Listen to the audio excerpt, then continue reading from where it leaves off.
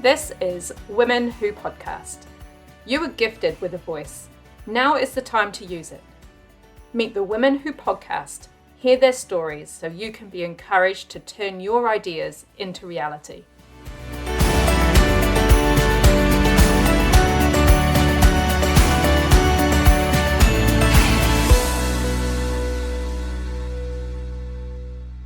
Welcome back to my podcast, which is now called Women Who Podcast.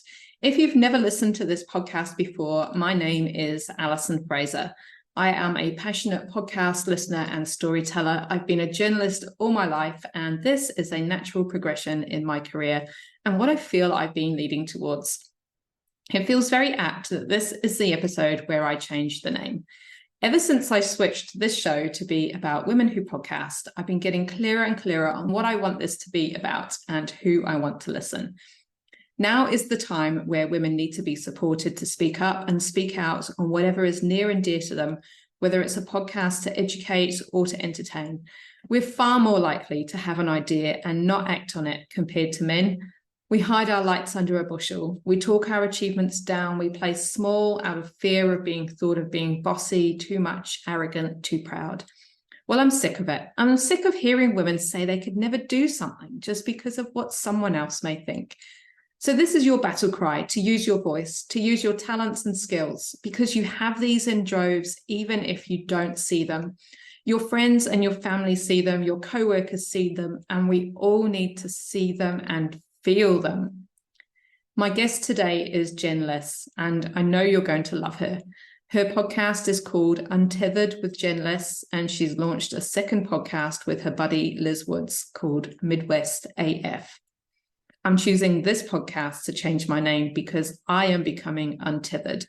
We talk about doing it messy, about changing podcast names, and even stopping a show completely.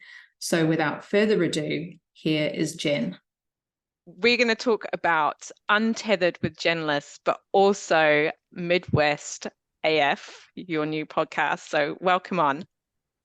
Thank you so much for having me on. It's such a delight. What got you started in podcasting? How did you decide that you were one day going to launch a podcast? I did not set out to be a podcaster at all.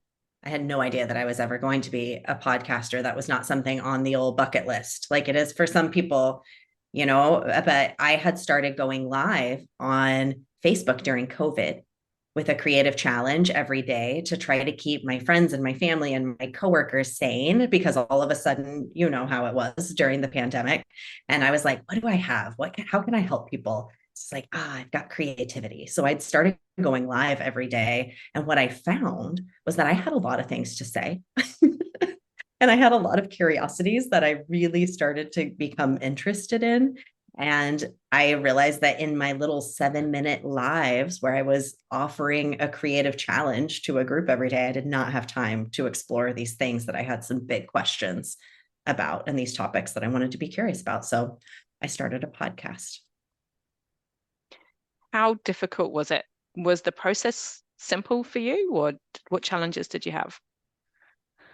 I feel like it's like many things where the challenges, the things you think are going to be hard are not the things that are hard at all. It's like easy in all the ways that you thought it was going to be difficult, and difficult in these weird little ways that you didn't anticipate. Really, it's not hard to start a podcast. It's really just not. We can get ourselves all caught up in the tech and deciding and this and that. And really, it's the decision making that is the hardest thing, because there are so many options. There's so many platforms. There's all these things. But once you just make a decision, I remember setting the date. I said, I'm launching on the new moon next August. It was the next month. It was 3 weeks later. I was like, when is the next new moon? That's a great time to launch something. So I said, August 15th, we're going. It's go time. I had nothing ready, nothing at all, except the idea that I wanted to start a podcast. And I knew that the color of my cover art would be purple because I love purple. That's it. I knew nothing else.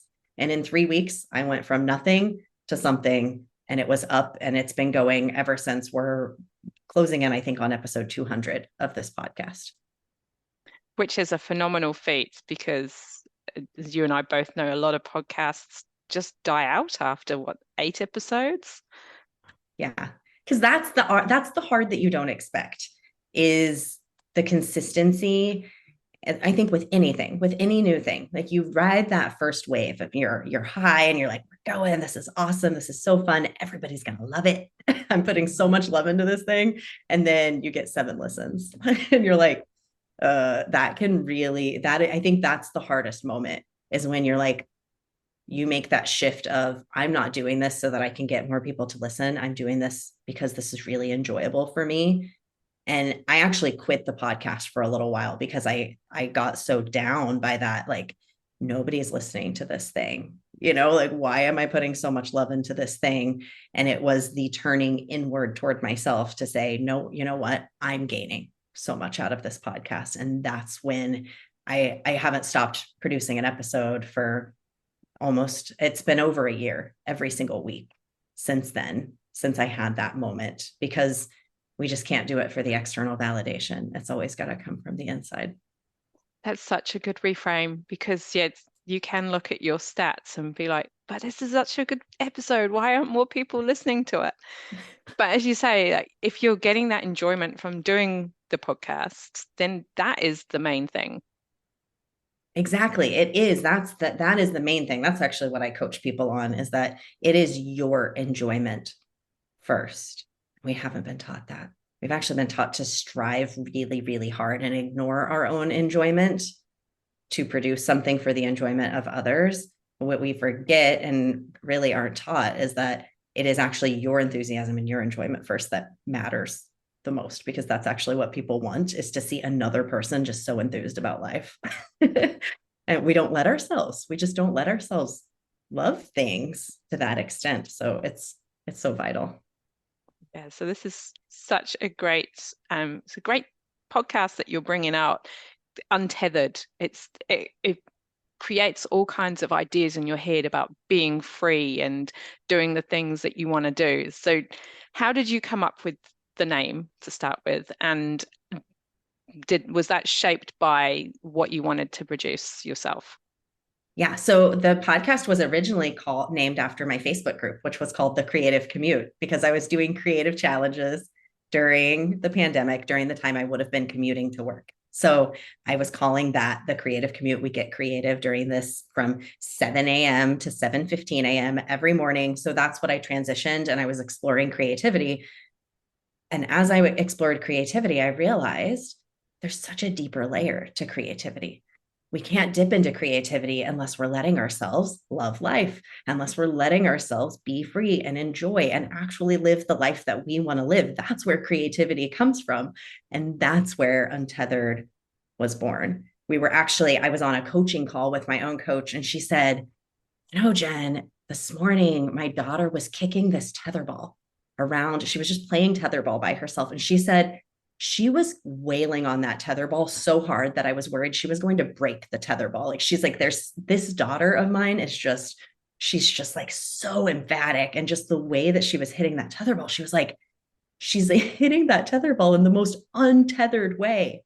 And we both looked at each other in that moment and just went, untethered. Like, that's what it's about. It's about what her daughter was being fully herself. She did not give a crap what she looked like while she was wailing all by herself on that tetherball, and that's like what I want to live. That's the life I want to live.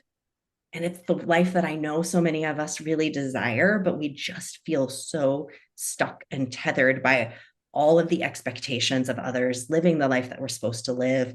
All of these things, we're just like I just picture us just like all wrapped up in little cocoons. And it's just like, we're just dying to break free so that we can be that little girl wailing on the tetherball in our unique way.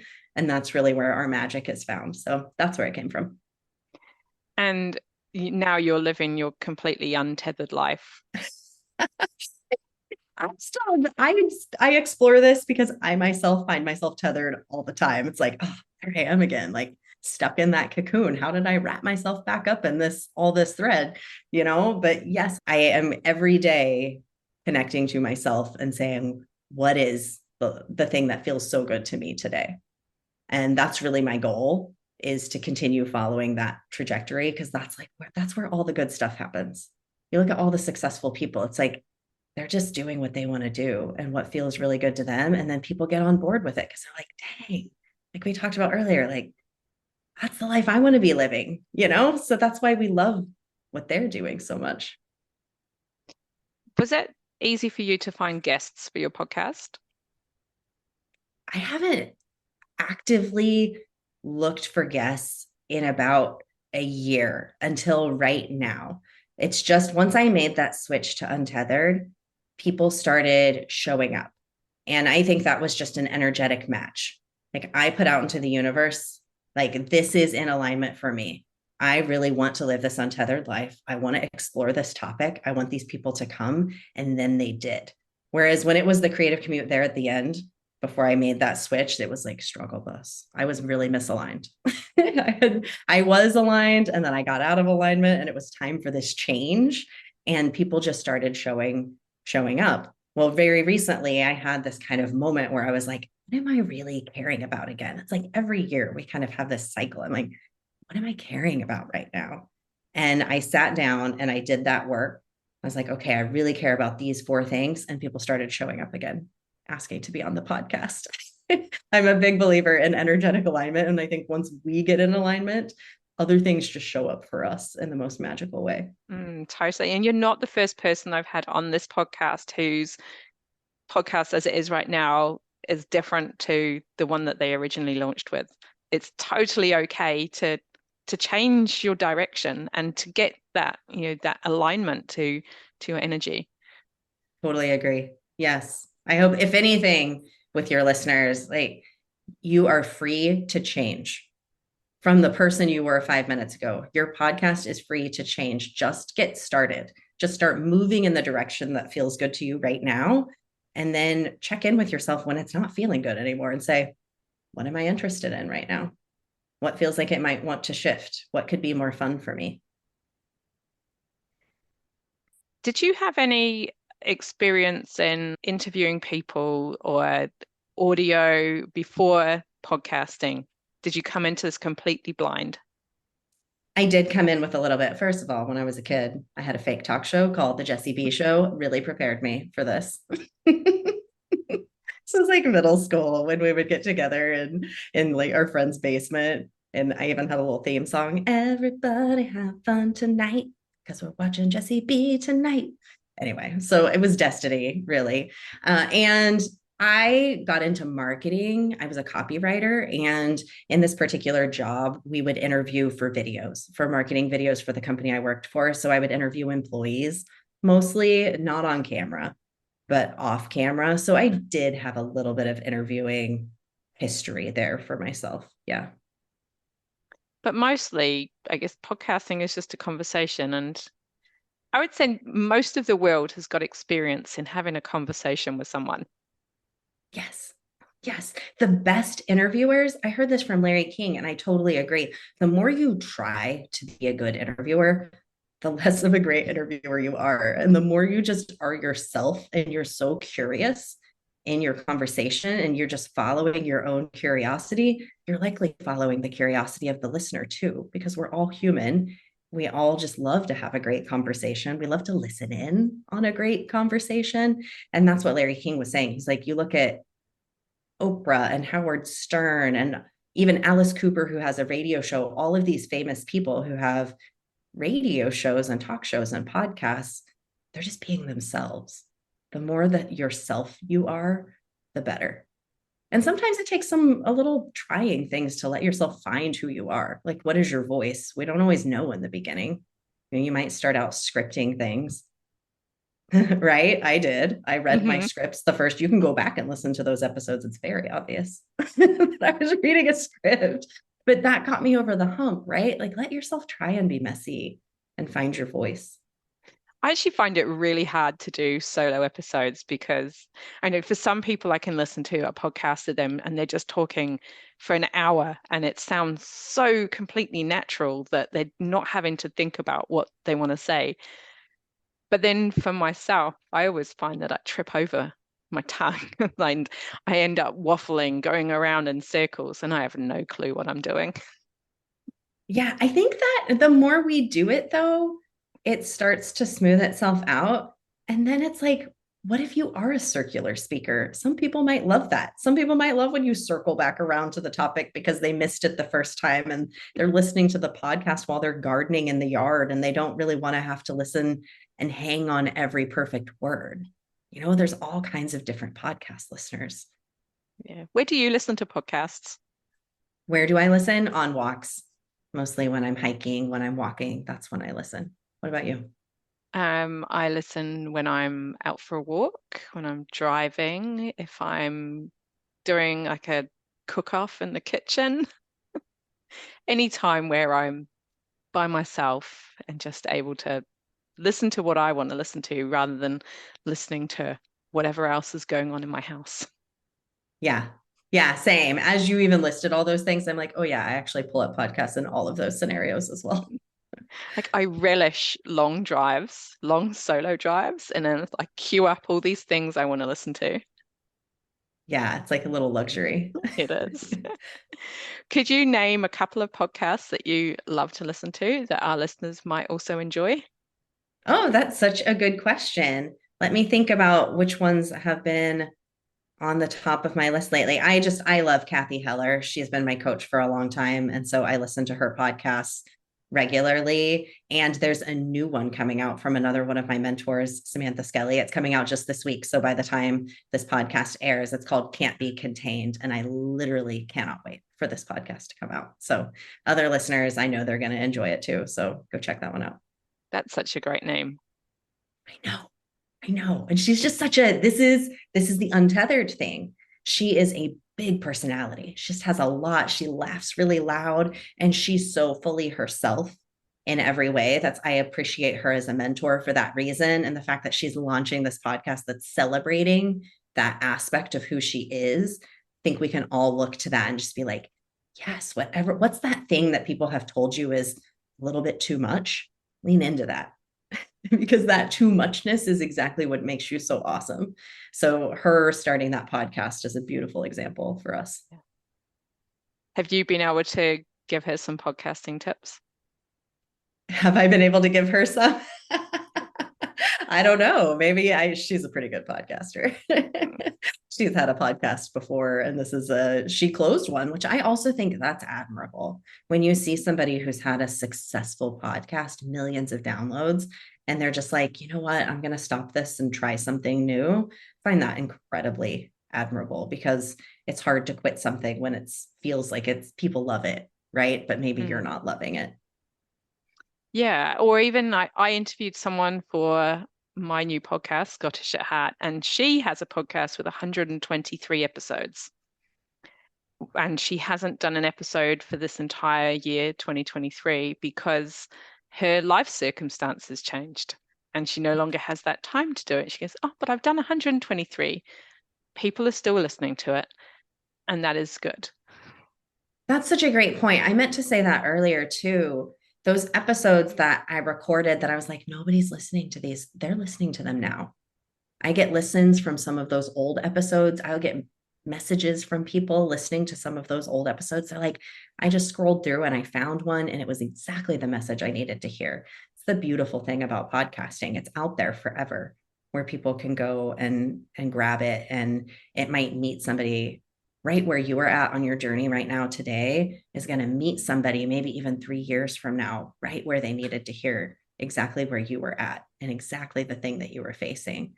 And just that one little thing that made you laugh that you want to talk about, might bring a smile to their face that day. And we just have to remember the impact of that. It's not like social media where something is kind of on the feed and then it's gone. Sure, somebody can scroll back forever, but podcasting, it's so easy to like scroll and find an episode and just tune in. It is. And you can put keywords in as well. If you're wanting to find a podcast about, being creative in your commute or, right. how to make something, you can find episodes about just pretty much anything. It's so true. And then your podcast pops up and maybe a couple of other podcasts will pop up too as suggested items, and then start listening to yours, and then they might listen to another episode, and before you know it, they're subscribed and hanging on your every word. Yep. You find your people find you. really a beautiful community in podcasting too. Yeah. Let's talk about your new podcast, Midwest AF. I'm from the US and I'm from the central US, which we call the Midwest. And there is just some certain things about the Midwest, as I'm sure every country has like their things. And I now live on the West Coast of the US, which is so different. And so the second podcast, I'm telling like what it is like to live on the West Coast through the eyes of a Midwesterner. And so it's like a friend of mine, we both live here in the Pacific Northwest. And so we're just telling funny stories and we're immersing ourselves in the wildest experiences from our little Midwestern eyes. And so anyway, it's just so funny that you said that the one that you're launching is like about where you're from, right? Well, it's Scottish at heart, which is I'm genetically Scottish. My dad was Scottish, all my ancestors are Scottish, but I don't live in Scotland. But I'm still connected to my Scottish roots by the interests that I have and the people that I hang out with. And I know that there are a lot of other people who are equally just as Scottish and in a similar situation. Yeah. Yeah. That's the same thing, because we can't be the only people who come from the Midwest and move somewhere else and feel like it makes you question everything that you've ever thought when you move to a new place. It's like you appreciate who you are and what you grew up with in a whole new way. And you're also just like, how is the world so different? Like, how are people thinking so differently from what I've always thinking? It makes you rethink your own thoughts and appreciate who you are. It's a cool experience and we want to capture it. That's why we're starting that podcast. That is so cool. And I bet there's like different language as well, because I mean, I'm from the UK and I was just watching something on YouTube the other day. It was just this takeaways review. I got sent this link for this guy who sells burgers for £1. And I'm like, why am I watching this? But it's like people call like bread rolls, baps, cobs, barms, rolls, all the same product. But even in the UK, there's so many different words for them. So I bet we had an experience, of going to a restaurant and the waitress came and brought the ticket. We call it a ticket in the Midwest. It's the ticket. And the waitress just looked at her like, what's it? Like the check? You mean the check? We're like, no, the ticket. She had no idea what we were talking about.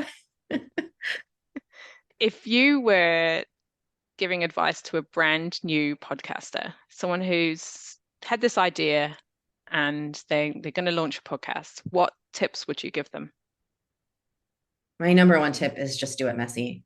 Don't try to make it perfect. Just have fun with it and put it out there and go. That's my biggest advice. Now, if I can give very practical advice as well, use a hosting service like Buzzsprout. I know it's like $12 to $25 a month or whatever it ends up costing you. Use a hosting service that's going to submit all of your episodes out to Apple Podcasts, Spotify, all of those. Use one of those. It's just so much easier than you having to upload your own RSS every week, in my opinion. It makes it super easy. So that would be my little practical tip, but seriously, just do it messy. There's been times my husband is my editor and he'll add my episodes, but then I do the show notes and he'll write like, I love you so much in the show notes. And there's been times that an episode got posted. Just the show notes, all it said was, I love you. This is so cute. I was like, you know what? Maybe somebody needed to hear that message today. Yeah, you might have made someone's day. Yeah. And we just can't stress over those things. And I come from a writing marketing background for huge companies I've worked for. Those kinds of mistakes are huge deals when you work for those companies. So undoing that mentality for me has been such a journey. And I'm very proud of how far I've come that I just laugh about things like that now. And I know that everybody else laughs about it too. We're all human and these things happen. So just get it out there, have fun. That's really what this is about. Yeah. How has podcasting changed your life, Jen? In every single way. I'm Midwest AF. I'm from the Midwest. I'm from Wichita, Kansas, central US, my husband and I have always had this like, what if we moved somewhere else? What if we had the experience of living somewhere else? I never would have done it if not for podcasting. And that's because of a series of things, partially the confidence that podcasting gave me in finding myself. I've really realized what it is that I want in life, and meeting so many other people from all around the world and just realizing that I could do this thing that I wanted to do. So it's completely changed our lives, met all the coolest people. It's just so great. I just encourage everybody to start a podcast. It's so fun. Well, thank you so much for coming on, Jen, and talking to us about your podcasts, plural. And I just love what podcasting has led for you. Yeah, thank you so much for having me on. Thank you so much, Jen. At the time we spoke, I had no idea what metamorphosis this podcast would go under, and I'm so proud of where it's leading. You can get all the links in the show notes, including how I can help you to get your own podcast started. There's still enough time in 2023 to get your podcast underway. So let's make 2024 the year where you are seen and heard, where you no longer hide out of shame, fear, whatever is keeping you quiet. This month, I'm reading out a review that I've received at the end of each episode to say thank you. So here's a recent review from Kashim2014. Wonderful for new and veteran podcasters. Alison does a great job asking insightful questions. I've had a podcast for 4+ years now, and I learned some fun tips and tricks on the mediumship episode. Keep going, keep growing. Thank you, Kashim. Go ahead and leave your own review, and I may choose to read it on the show. Thanks again for listening. Next week, you will hear from Gwendolyn Dulski from Good is in the Details. I will speak to you then. You've been listening to Women Who Podcast, the podcast for women with something to say.